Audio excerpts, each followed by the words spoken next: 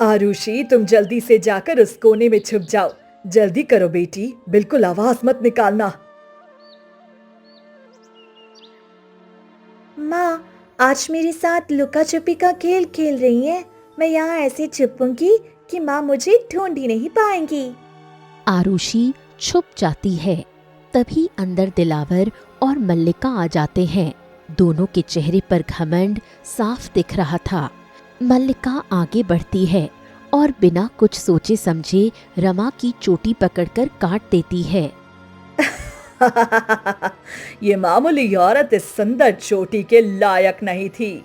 नहीं, ऐसा मत करो, भगवान के लिए छोड़ दो मुझे। तभी मल्लिका उस कटी हुई चोटी को अपने ताज में सजा लेती है और जोर जोर से हंसने लगती है। मल्लिका के हंसते ही लता धीरे धीरे पूरी तरह पत्थर की मूरत बन गई। आरुषि ये सब कोने से छुपकर देख रही होती है। उसकी आंखें डर के मारे फटी की फटी रह गईं। नहीं, ये क्या हो गया? माँ पत्थर की कैसे बन गई? ये कौन लोग हैं? मुझे बहुत डर लग रहा है। दिलावर कमरे के चारों तरफ देखता है। अरे ओ आरुषि, अरे चुपचाप बाहर आ जा, अपनी मर्जी से बाहर आ जा, नहीं तो तू अच्छी तरह से जानती है कि तेरा क्या अंजाम होगा। चल बाहर आ। आरुषि डर से कांपते हुए धीरे धीरे अपने छुपने की जगह से बाहर आती है। आप लोगों ने मेरी माँ के साथ क्या किया है ये? दिलावर, जरा इस लड़की से पूछो कि ये क्या चाहती है, इसके दिमाग में क्या चल रहा है। देखो आरुषि, तुम्हारे पास अब सिर्फ दो ही रास्ते हैं। या तो तुम अपनी इस माँ की तरह आज इसी वक्त इस टूटी हुई कुटिया में मर जाओ और हमेशा के लिए खत्म हो जाओ, या तो फिर चुपचाप मालकिन के साथ महल चलो। अरे वहां ऐशो आराम के साथ अपनी जिंदगी जियो। अब फैसला तुम्हारे हाथ में है। आरुषि कुछ पल के लिए सोच में पड़ जाती है। अचानक उसके डर का भाव गायब हो जाता है और उसके चेहरे पर एक बहुत ही रहस्यमयी मुस्कान आ जाती है। मरने से क्या फायदा? कुछ दिन बाद तो वैसे भी मरना है। मैं इस कंगाली से नहीं मरना चाहती। मुझे तो महल में रहना है, मल्लिका के साथ। आरुषि की ये बात सुनकर दिलावर और मल्लिका हैरान रह जाते हैं। आरुषि पत्थर बनी अपनी माँ की तरफ देखती है और उसके चेहरे पर कोई दुख नहीं होता। सारी जिंदगी सूखी रोटी खा खा कर मेरा पेट दुख गया है। अब मरने से पहले मैं कुछ अच्छा खाकर मरना चाहूंगी। मेरे माता पिता तो मेरे लिए वैसे भी कुछ नहीं कर पाए। पिता तो कब का हमें बीच राह में छोड़कर भाग गए। और रही बात माँ की, तो माँ पत्थर की बन गई है। जरूर इन्होंने पिछले जन्म में या अब कोई बहुत बुरे कर्म किए होंगे, तभी तो आज ये हाल हुआ है। आरुषि की बातें सुनकर दिलावर और मल्लिका बेहद खुश हो जाते हैं। वाह लड़की बहुत समझदार निकली, इसने बिल्कुल सही रास्ता चुना। मल्लिका, ये हमारे बहुत काम आएगी। हाँ दिलावर, मुझे इसका ये अंदाज बहुत पसंद आया। जो अपनी माँ की सगी नहीं हुई, वह महल के ऐश आराम को बेखूबी संभालेगी। चलो आरुषि, अब ये झोंपड़ी और ये पत्थर तुम्हारी दुनिया नहीं है। दिलावर और मल्लिका मुस्कुराते हुए आरुषि को लेकर अपने बड़े से महल में आ जाते हैं। आरुषि महल के मुख्य द्वार पर खड़े होकर उसकी भव्यता को निहारती है। वाह, ये कितना बड़ा महल है। मैंने तो अपने पूरे जीवन में ऐसा महल कभी नहीं देखा था। यहाँ की दीवारें, ये नक्काशी, सब कुछ कितना जादुई है। हाँ आरुषि, और अब से ये सब तुम्हारा ही है। तुम खुद को इस महल की राजकुमारी समझो। यहाँ जैसे चाहो वैसे रह सकती हो। अब तो कुछ भी इस महल के अंदर है, उस पर तुम्हारा भी पूरा अधिकार है। जो मर्जी आए करो, यहाँ कोई तुम्हें रोकने वाला नहीं है। आरुषि खुशी खुशी महल के अंदर चली जाती है। मल्लिका, हमारा दांव बिल्कुल सही लगा है। अब बहुत जल्दी सब कुछ होने वाला है। बिल्कुल दिलावर, इस लालची लड़की ने हमारा काम बहुत आसान कर दिया है। इसे बस ऐश की लत लगा दो, फिर ये वही करेगी जो हम चाहेंगे। दूसरी तरफ आरुषि को महल का एक बहुत बड़ा और आलीशान कक्ष दिया जाता है। अरे बाप रे बाप, इतना बड़ा मखमल का गद्दा! मैंने अपने जीवन में कभी इतने बड़े और मुलायम बिस्तर को छुआ तक नहीं था। जितने बड़े इलाके में मेरी पूरी झोंपड़ी बनी हुई थी, उससे कहीं बड़ा तो अकेला ये मेरा कक्ष है। अब मेरी पूरी जिंदगी बदल जाएगी। तभी दासी खाना लेकर आ जाती है। उफ, कितना स्वादिष्ट भोजन है। ऐसा लगता है जैसे मैं जन्म जन्म की भूखी हूँ। आज तक सिर्फ सूखी रोटियां ही नसीब हुई थी, अब तो मैं बस खाऊंगी और सोऊंगी। मुझे किसी की कोई परवाह नहीं है। खाना खत्म होते ही आरुषि बिस्तर पर पसर जाती है। ऐसे ही 2-3 दिन बीत जाते हैं। दिलावर दूर से ये सब देखता है और मुस्कुराते हुए मल्लिका के पास जाता है। कहो दिलावर, आखिर उस लड़की का क्या हाल है? क्या वह बिल्कुल वैसा ही कर रही है जैसा मैंने सोचा था? मल्लिका, वो तो हमारी उम्मीद से भी ज्यादा बेकार निकली। अब वो आरुषि हमारे खिलाफ कुछ नहीं कर सकती। वो दिन भर या तो पागलों की तरह खाती रहती है या फिर कुंभकर्ण की तरह सोती रहती है। उसे इस बात की रत्ती भर भी परवाह नहीं है कि उसकी माँ के साथ क्या हुआ है। ये तो बहुत ही अच्छी बात है। मल्लिका, वो अमीर लड़का यादव आज हमारे महल में आ रहा है। उसे विवाह करना है और हमारी पहली पसंद तो यशवी है। यशवी ना देखने में बड़ी सुंदर है, पर वो है बड़ी घमंडी। हमारे पास कोई दूसरा विकल्प फिर अब सिर्फ यही आरुषि है। मुझे बस एक ही डर है मल्लिका, कहीं ऐसा ना हो कि उस यादव को ये आरुषि पसंद आ जाए।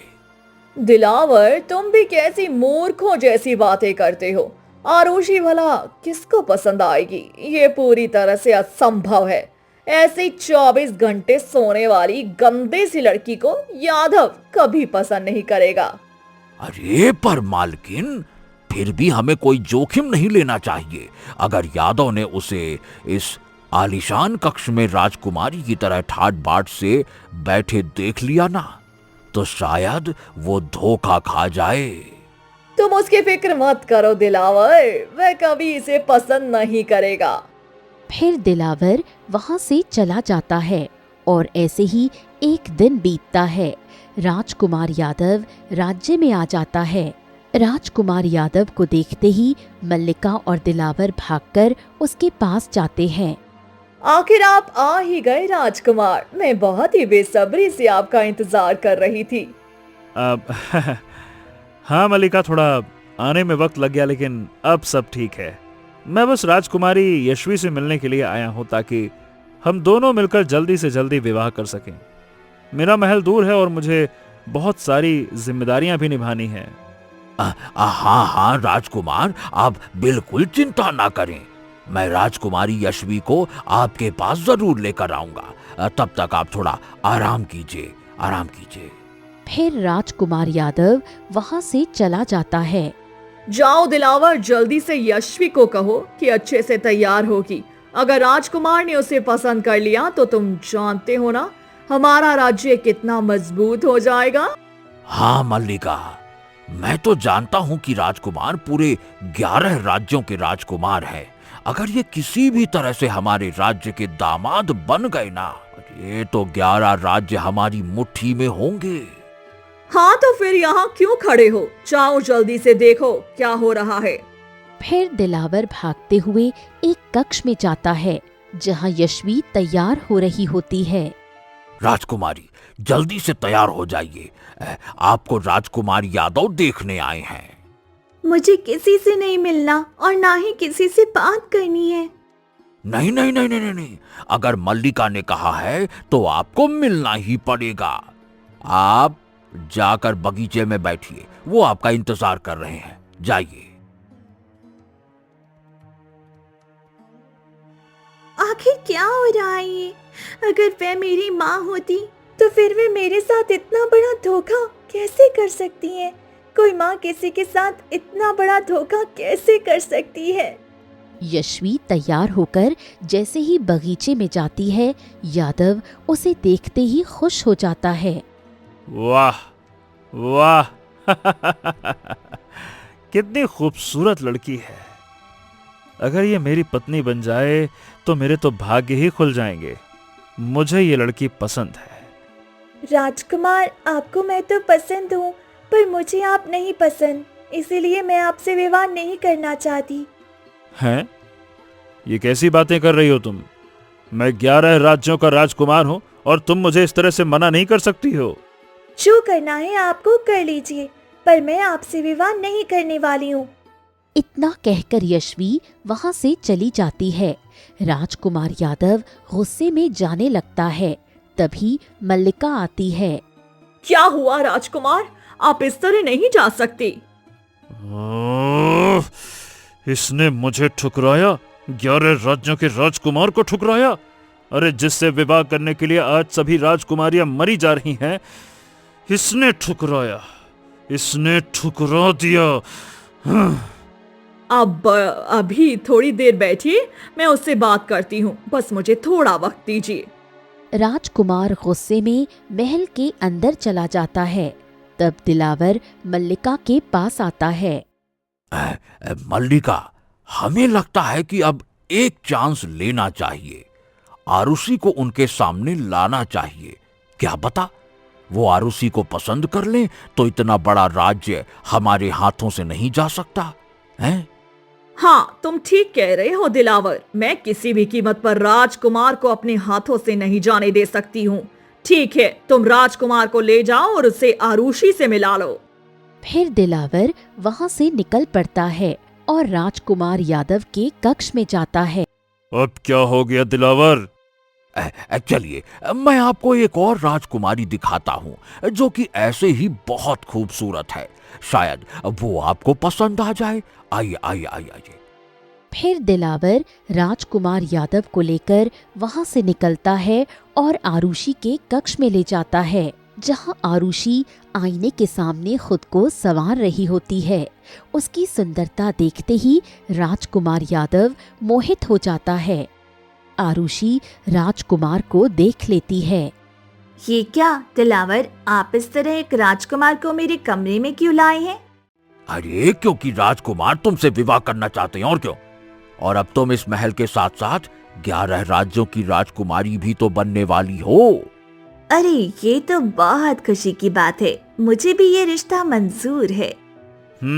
ठीक है, तो कुछ ही दिनों बाद हमारा विवाह धूमधाम से होगा। तुम लोग अब विवाह की भव्य तैयारी करो, मैं चलता हूँ।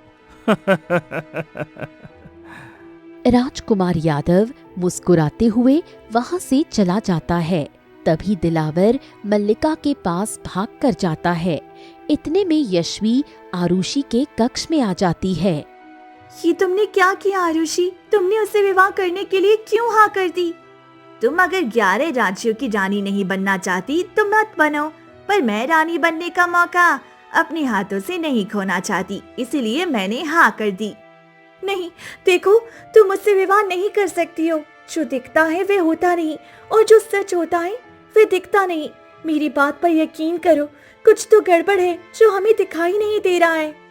देखिए राजकुमारी, आप तो मल्लिका की बेटी हैं और आपको तो बचपन से ये सब राजपाट करने को मिला होगा, पर मैं एक गरीब परिवार की बेटी हूँ और अब मुझे महारानी बनने का मौका मिल रहा है, तो मैं ये मौका अपने हाथ से कैसे जाने दे सकती हूँ?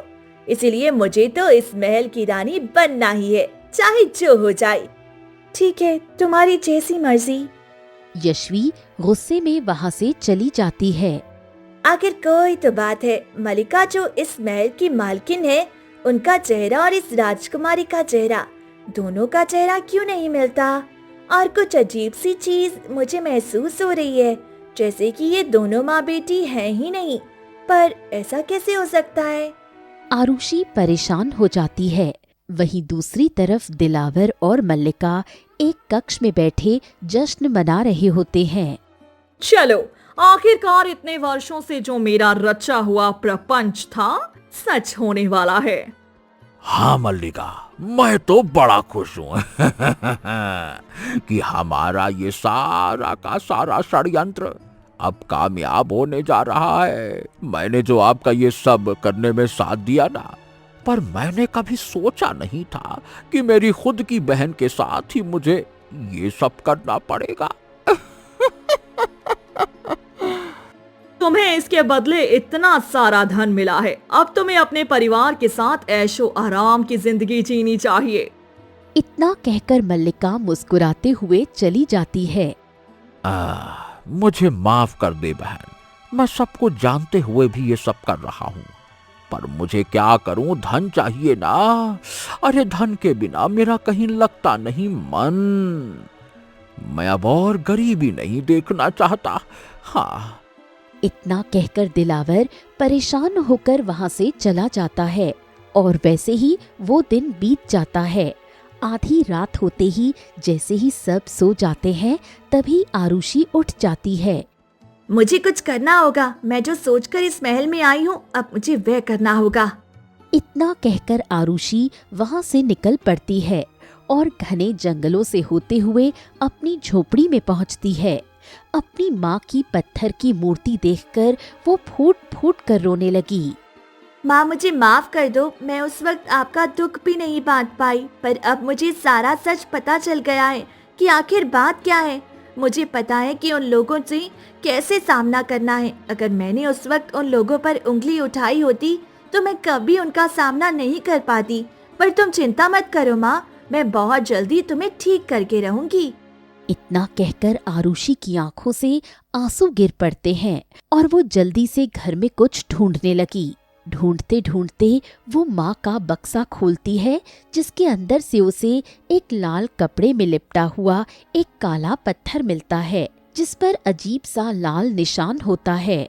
ये काला पत्थर माँ के पास कैसे आया? ये काला पत्थर तो शायद माँ ने किसी को दिया था, पर क्या ये मुझे समझ में क्यों नहीं आ रहा है।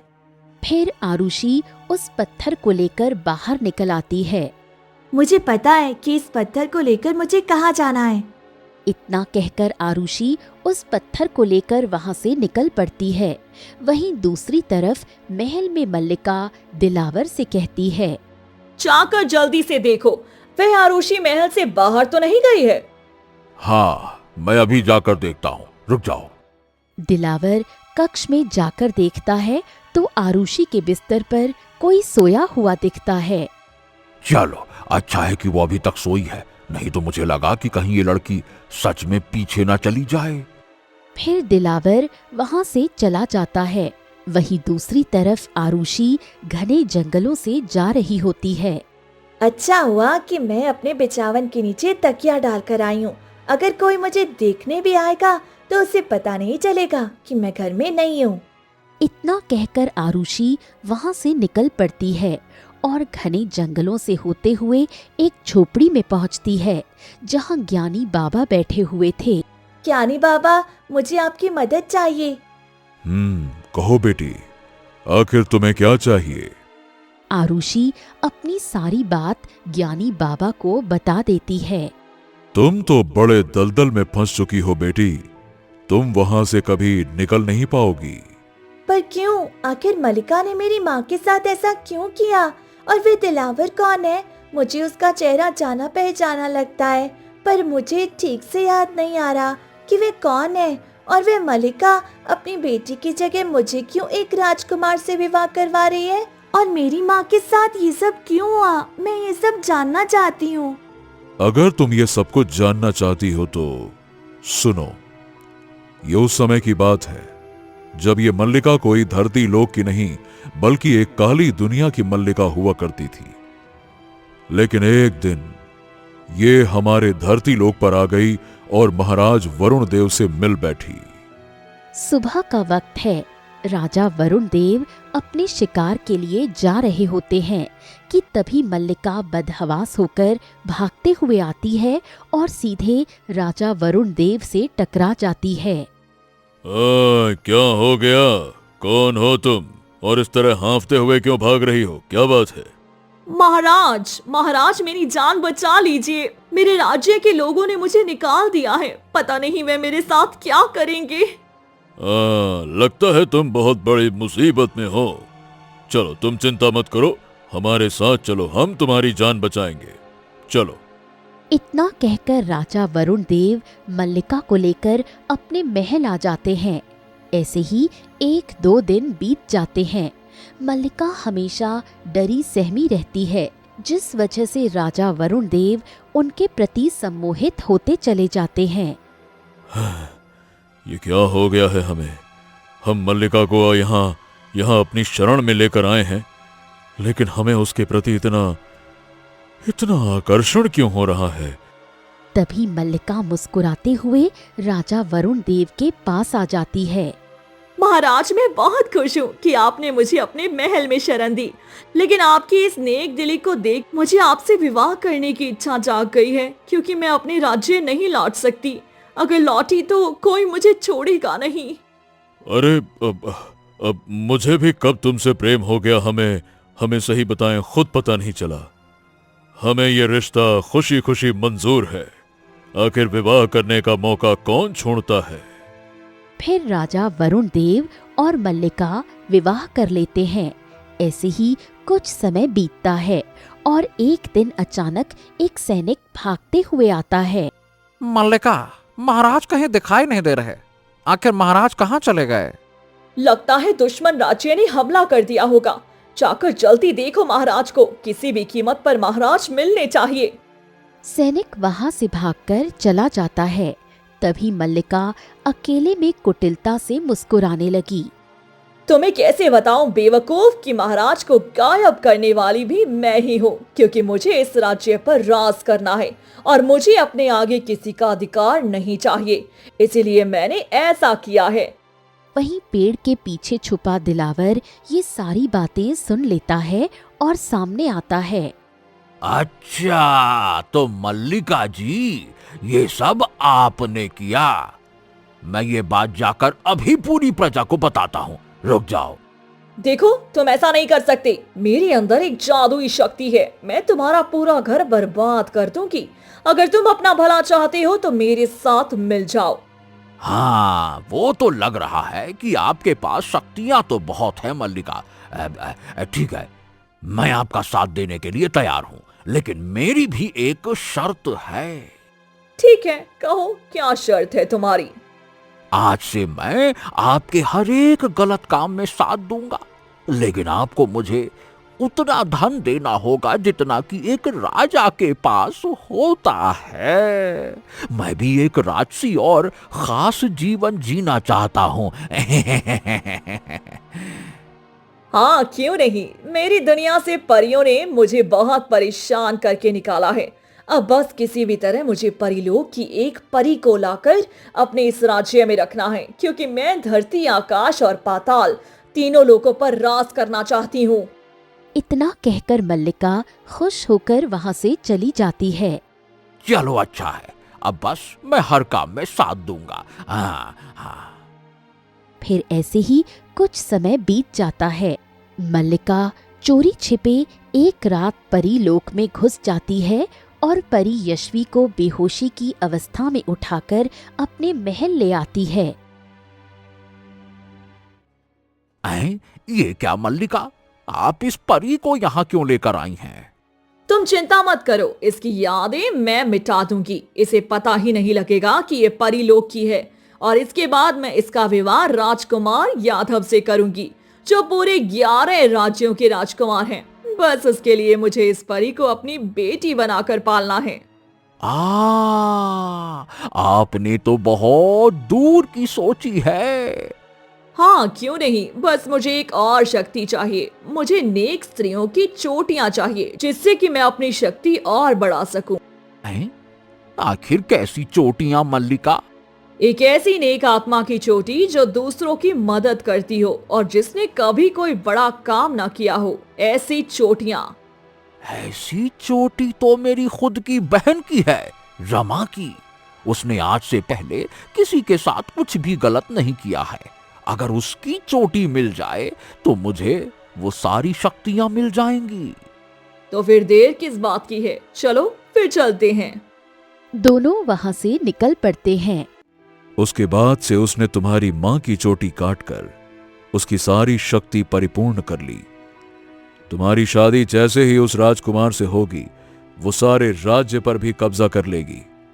उसके बाद वो परी यशवी, जो कि परी लोक की रहने वाली है, उससे उसका सौदा करके वो परी लोक पर भी राज करना चाहती है। उन लोगों ने मेरी माँ के साथ बहुत गलत किया साधु महाराज। क्या कोई उपाय नहीं है जिससे मैं अपनी माँ को ठीक कर सकूं? मैं उस परी की याददाश्त लौटाकर परीलोक की मदद से उन दोनों को हराना चाहती हूँ। तुम्हारी मां तभी ठीक होगी जब वो मल्लिका पूरी तरह से अपनी शक्ति खो देगी। उसके अंदर की जब शक्ति खत्म होगी तभी तुम्हारी मां ठीक हो जाएगी। लेकिन इसके लिए तुम्हें परीलोक का एक द्वार खोलना होगा। वो परियों का द्वार खोलने के लिए तुम्हें एक सफेद फूल हासिल करना होगा, जो यहां से जाकर मानसरोवर झील में मिलेगा। ठीक है, मैं तैयार हूँ। आरुषि वहां से निकल पड़ती है और मानसरोवर झील के पास पहुंचती है। मानसरोवर झील में उसे कुछ दिखाई नहीं पड़ता। ये क्या? ये फूल तो यही होना चाहिए था। ये दरवाजा कैसे? तभी उस दरवाजे से एक परी बाहर आती है। आखिर तुमने मेरा परीलोक का द्वार खोल दिया। बताओ, मैं तुम्हारी क्या मदद कर सकती हूँ? मलिका ने परीलोक की एक परी यशवी को बंदी बना रखा है और उसकी याददाश्त मिटा दी है। क्या मेरी परी धरती लोक पर है? मैंने अपनी शक्तियों से सब जगह तलाश किया, पर वह यशवी धरती पर कैसे हो सकती है? मलिका ने अपनी काली शक्तियों के दम पर उसे उस राज्य के महल में छुपा रखा है। मैं उसे छोड़ूंगी नहीं। उसने ठीक नहीं किया है मेरी यशवी के साथ। मैं धरती लोक की शक्तियों से उसे देख पाती थी, फिर उसी महल की काली शक्तियों की वजह से मैं अब नहीं देख पाई थी। मुझे उसे हराना है, लेकिन उसे हराने के लिए मुझे शक्तियाँ चाहिए जिससे मैं उसका सामना कर सकूं। तुम्हें ही ये करना पड़ेगा, क्योंकि मैं धरती लोक पर जाकर अपनी शक्तियों से उस जादूगरनी का अंत नहीं कर सकती। वह हमारी परिलोक की गुरु माँ की बेटी है और उसके अंदर एक अद्भुत शक्ति है। अगर मैंने सामना किया तो गुरु माँ हमारे परिलोक से नफरत करने लगेंगी। इसीलिए तुम ये करोगी तो ठीक रहेगा। रुको, अपनी आंखें बंद करो। परी आंखें बंद करती है और आरुषि के हाथों में एक सफेद वज्र आ जाता है। ये वज्र ले जाओ, इस वज्र से ही उसका अंत हो सकता है। पर ध्यान रहे कि सूर्य अस्त होने के बाद और चंद्रमा उदय होने के बीच इसका अंजाम देना होगा। ठीक है, मैं ये करने के लिए तैयार हूँ। आरुषि वो वज्र लेकर वहां से निकल पड़ती है और कुछ ही देर में वो महल आ जाती है। महल आते ही सामने मल्लिका और दिलावर आ जाते हैं। ये क्या? तुम कहाँ गई थी? मैंने तुम्हें कहा था कि महल से दूर नहीं जाना। हाँ, अरे तुमने ऐसा क्यों किया? मैं तुम्हारे कमरे में देख कर आया था, लेकिन फिर मैं बाद में गया तो वहाँ सिर्फ एक तकिया था। मैं जानती हूँ मामू कि तुम कोई और नहीं बल्कि मेरे मामा हो। तुम ऐसा कर कैसे सकते हो? एक कंस मामा था और एक तुम हो। तुम तो कंस मामा से भी गए गुजरे हो। कंस मामा ने तो सामने से हमला किया था और तुम मेरी माँ और मेरे साथ ऐसा कर रहे हो। मुझे याद नहीं था क्योंकि मैंने कभी आपका चेहरा नहीं देखा था, लेकिन आप ऐसा कैसे कर सकते हो? हैं? ये क्या किया तुमने? अच्छा, तो यानी कि तुम्हें सब कुछ याद आ गया। आखिर तुम्हें ये सब किसने बताया? हैं? अब तुम दोनों के पाप का घड़ा भर चुका है। तभी अचानक आरुषि वज्र निकाल लेती है। वो वज्र जैसे ही आगे करती है, मल्लिका की शक्ति उस वज्र में समाने लगती है। ये तुम क्या कर रही हो? नहीं नहीं, ये हटाओ मेरे सामने से। रुक जाओ वारसी, रुक जाओ, मैं तुम्हें बताता हूँ। दिलावर आगे बढ़ता है। इतने में यशवी आती है। अरे ये क्या? अरे तुम दोनों ये क्या कर रही हो? अरे मुझे भी सब पता चल गया है। कल मैं जब से वहाँ गई थी, मुझे अजीब सा महसूस हो रहा था क्योंकि तुम मेरी माँ जैसी नहीं लग रही थी। इसीलिए मैं तहखाने में गई और वहाँ एक गुप्त पुस्तक में सारी जानकारी लिखी थी। मेरी पीठ पर जो निशान है वे निशान परीलोक के होते हैं, यानी कि मैं एक परी हूँ और तुम लोगों ने मेरे साथ गलत किया। हाँ, ये बिल्कुल सच है। अब इन लोगों को तो हम सजा देंगे। तभी उस वज्र से तेज रोशनी निकलती है और मल्लिका उस वज्र के अंदर समा जाती है। देखो देखो, तुमने उसे सजा दे दी है। पर मुझे कुछ मत करना, मुझे छोड़ दो, मुझे छोड़ दो। नहीं, ऐसे कैसे छोड़ दूं कंस मामा, तुम्हें भी तो इसकी कीमत चुकानी पड़ेगी। तभी इतने में पीछे से रमा भागते हुए आती है। बेटी तुम ठीक तो हो ना? मुझे यकीन था कि तुम यही होगी। माँ, मुझे यकीन नहीं हो रहा कि आपको मैं सही सलामत देख रही हूँ। आखिर ये सब क्या हो रहा है और ये खुद के मामा मेरे साथ ऐसा कैसे कर सकते हैं? इसीलिए मैं इससे नफरत करती थी और कभी मैंने उसे अपने घर नहीं बुलाया और ना ही कभी मैं तुम्हें उसके पास लेकर गई। लेकिन मैं इतना गिर सकता है मैंने कभी नहीं सोचा था। लेकिन सब ठीक तो है ना? आरुषि अपनी माँ को सारा सच बता देती है। चलो, जिसने जैसा कर्म किया उसे वैसा ही फल मिला है। मैं अब चलती हूँ आरुषि। अगर अब तुम्हें कभी किसी चीज की जरूरत पड़े तो मुझे बताना, मैं तुम्हारी मदद जरूर करूंगी। परीलोक का द्वार तुम्हारे लिए हमेशा खुला है। अब इस महल में सिर्फ तुम दोनों रहोगी, क्योंकि इस महल का अधिकार भी तुम दोनों का है। फिर वो तेज रोशनी के साथ यशवी वहाँ से चली जाती है। आरुषि अपनी माँ के साथ उस महल के अंदर जाकर खुशी पूर्वक अपना जीवन जीने लगी।